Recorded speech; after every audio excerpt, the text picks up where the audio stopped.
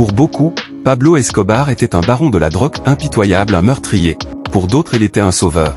Un personnage semblable à un Robin des Bois qui volait les riches et donnait aux pauvres. Aujourd'hui encore, les avis sur Escobar sont encore partagés. D'un côté, il éliminait brutalement quiconque le menaçait, mais de l'autre, il faisait des dons à des œuvres caritatives, construisait des écoles et était généralement apprécié des Colombiens pauvres.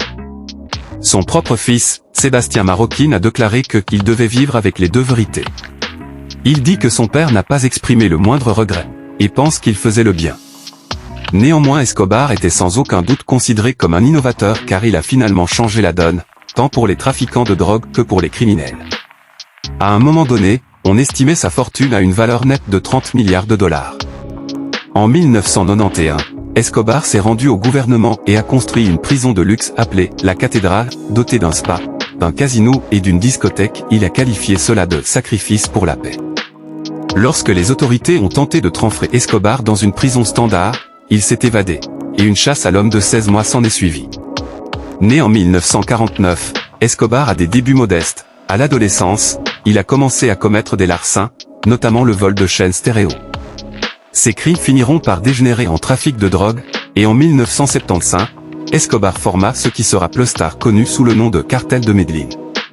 En 1980, il fournissait plus de 80% de la cocaïne envoyée aux États-Unis. Cela ferait d'Escobar l'un des hommes les plus riches du monde, mais malgré son immense richesse, il a eu du mal à être accepté dans l'élite colombienne. Escobar a toujours rêvé d'être président et pensait que son argent lui donnerait du pouvoir politique. Lorsqu'il réalisa qu'il n'avait aucune chance, il chercha à se venger. Escobar a ordonné d'assassiner des journalistes, des juges, des policiers, et des candidats politiques. Il est responsable d'une manière ou d'une autre de la mort de plus de 2000 policiers. Parmi ses pires crimes, il y a eu la destruction du vol Avianca 203, 107 personnes à bord sont mortes parce qu'Escobar a pensé à tort qu'un rival politique était à bord du vol. En outre, Escobar a ordonné l'assassinat d'un candidat à la présidentielle qui avait promis l'extradition des trafiquants de la drogue vers les États-Unis.